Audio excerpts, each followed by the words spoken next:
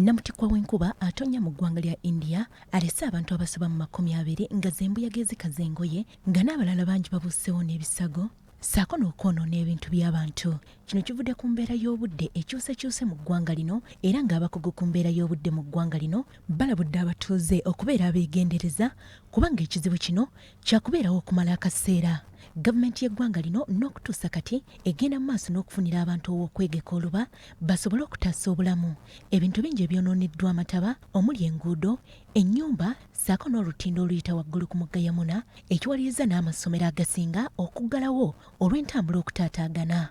Minisita w'ekibuga Delhi Arvind Kejriwal agumizza abantu n'ategeeza nga gavumenti bwekola ekisoboka okuzza embeera mu nteeko kyokka nga n'abadduukirize bakola butaweera okutaasa abo abafunye obuzibu.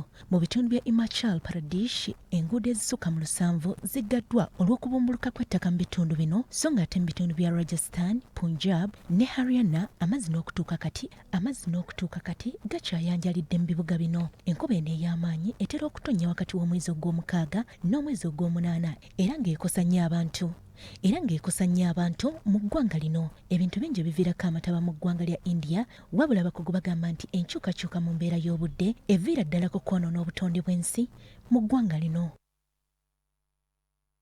Kale weewaawo twongere okusabira bannaffe abasanga okusoomoozebwa okw'enjawulo mu bitundu bye